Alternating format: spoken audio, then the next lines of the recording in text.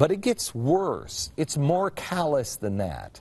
The Amber Alert website was shut down. Now, this is the thing. If there's a missing child, you get a message. Now, if you wanted to access the Amber Alert site, this is what it showed. Due to the lapse in federal funding, this Office of the Justice Program website is unavailable.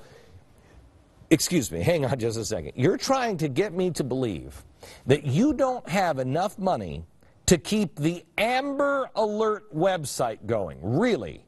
But Michelle Obama's Let's Move website, that's working just fine. Really? Let me tell you something.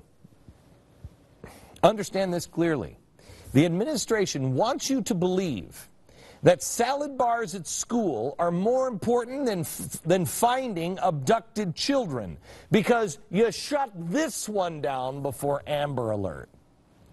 And to prove the cut was completely politically motivated, after the severe backlash this administration, the administration this afternoon decided to put the Amber Alert website back online. Oh, I thought you didn't have any money.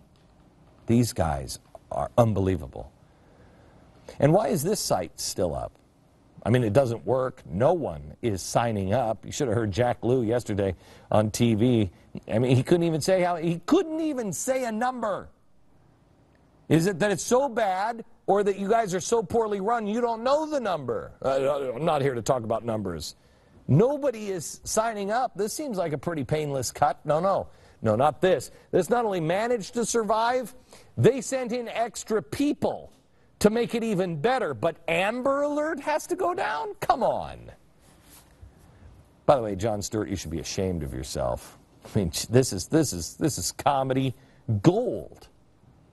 They're trying to make a phony shutdown appear real and consequential because they have to get you to believe that cutting 13% is going to destroy your life. And here's how they're destroying lives. Grocery stores, the PX on Army bases, closed. But on the same Air Force base where they closed the PX, Andrews Air Force Base, the golf course remains open. The one the president likes. Explanation? Well, everybody pays for the green fees, and that's what keeps it going. Well, would that be the same for Mount Vernon? How about the farm in Virginia? How about the homes on Lake Mead? We could go on here. The Navy Air Force game was targeted, later saved by private funds, but Camp David remains open for the president. This one amazes me. The left comes out and says they are stopping life-saving cancer treatments for children. Life-saving cancer treatments for children. But when the GOP said, oh no, we'll fund that. Here, we just passed a bill. Here, it's funded. What happens? The Senate won't pass it, and the president says if they do pass it, I'll veto it. So he's withholding money from cancer-stricken children, and yet at the very same time, he decides he's going to grant $445 million in taxpayer funds to PBS. I mean, what happens to the hundreds of millions of dollars in Big Bird royalties? What happens to that? And how does PBS take precedence over cancer-stricken children? By the way, you know what the president did last week? The president was so upset by this, he set for a portrait for 3 days. Yeah, his very famous and very expensive portrait had to be done, so that's what he's doing, spending his time having his portrait made. Meanwhile, BigGovernment.com had some more bogus closings to add to the already insane list. Sports broadcasts overseas to the troops have been cut, but they're still getting the boring newscast, which is exactly what every soldier in harm's way wants. You know, forget the sports, they want the news. Acadie National Park closed. The shutting down of roads that require no ongoing maintenance, including one that goes through the Colorado National Park, closed. Police blocked the parking lot of a privately owned hotel in North Carolina. The St. Louis Arch closed. The D-Day Memorial closed. This one gets me. And see, you know what? You can close all the arches you want. I don't really give a flying crap. Here's what's really bad. They have told the military chaplains to stop counseling, stop doing mass religious services, and you can't baptize anybody. Now, the chaplains came back and said, now hang on just a second. we'll do that without pay. I mean, we got to have mass for people. We have to counsel them. We have to baptize their children. They were threatened with arrest if they did it. Now, I don't know about you, America, but you ask your friends. Being arrested for giving a mass or baptizing a baby on your own dime, on your own time, is that what the President of the United States does, or is that something more like Mussolini or Stalin? The President also tried to close down the state parks run in Wisconsin. So far, over 100 privately managed parks have been targeted. Private parks that run with no help from the federal government. You know, like his beloved Andrews Air Force golf course. Despite this, the overt, pointless targeting of American citizens, the President and his Democratic and his Republican allies are saying Ted Cruz and his ilk, they just want America to go into default. I think this time's different. I think they should be concerned. I had a chance to speak to some in the financial industry who came down for their typical trip. And I told them that it is not unusual for Democrats and Republicans to disagree. That's the way the founders designed our government. Democracy's messy.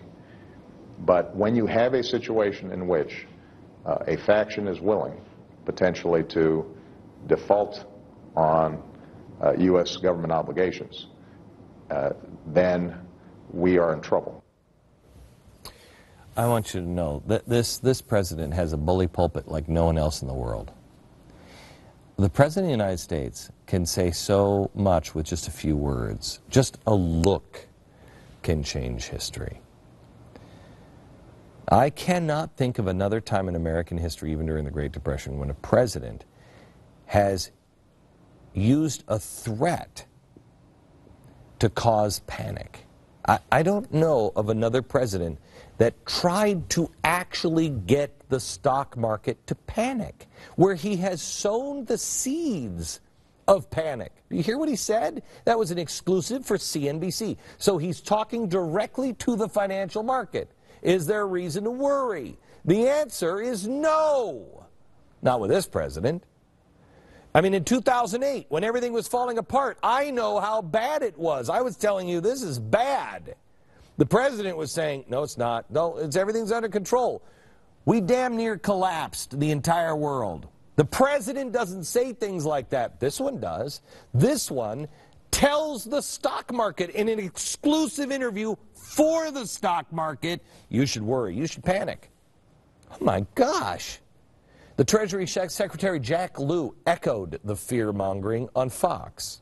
Here's what your own Treasury Department report said. Credit markets could freeze, the value of the dollar could plummet, U.S. interest rates could skyrocket, and there might be a financial crisis and recession that could echo the events of 2008 or worse. On the other hand, the Fed continues to pump money into the economy. Given that, what's the likelihood that a default would be catastrophic?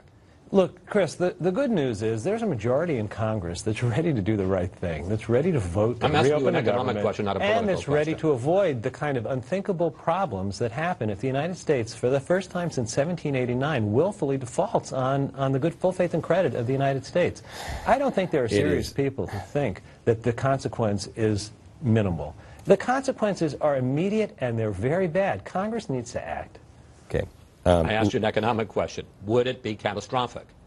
Chris, I am telling you that I know the direction. I know the direction stop. I can't take it anymore. Listen, this rhetoric is not something to be taken lightly. Words of a president are always intentional. So now what would his intent be to talk down the stock market? This is not something he was just saying off. He was sitting in the White House doing an interview specifically for CNBC, the stock market.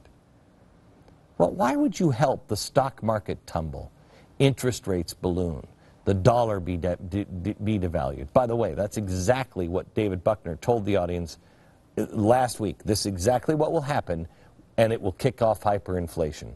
You see, the president is not negotiating here. The president, they always self-diagnose when they say they don't care about the economy. He doesn't. He's going in for the kill. Since 1976, there have been 18 shutdowns. In each instant, there was a compromise on both sides in order to straighten things out. In 1976, Ford cited out-of-control spending for his reason to veto a funding bill. In 77, it was over federal dollars being used for abortions. In 1981, it was over spending cuts, specifically cuts on defense. Eventually, everybody agreed on a temporary bill to restore spending. In 1983, weapons funding was at the center again. Do you think that was the right? Again, there was a compromise. In 1990, Congress and George Bush came to an agreement. In 95 to 96, it was settled when Congress and Clinton agreed to pass a compromise budget. Ford, Carter, Reagan, Bush, Clinton, they all had to give up something, give a little. But the president is refusing to give the slightest inch and instead resorting to name-calling and threats against the market. Wow. You know, the one thing that is unprecedented on this whole thing is the fact that we have a sitting president who is intentionally trying to spook the market. Now here's the next unprecedented event. It's not working. That's how little this man has credibility. He has none left. Nobody actually believes this president. And remember, Clinton compromised on passing a budget. So if I want to be fair, I would have to say this president hasn't passed a budget since he got into office. So how could we ever expect a compromise on one? When he had both houses, his budget's still lost, usually 98-0. We're not the typical network. We don't strive to be the typical network. The typical network should take a look at themselves, and they should be less afraid of losing 15% of government services and a little more worried about why it is exactly the president and his people are intentionally trying to inflict pain on the average person, and why this president and his people are using the presidential bully pulpit to talk the market into collapse. And why is it his credibility is so damaged that nobody really seems to even give a damn what the president says anymore?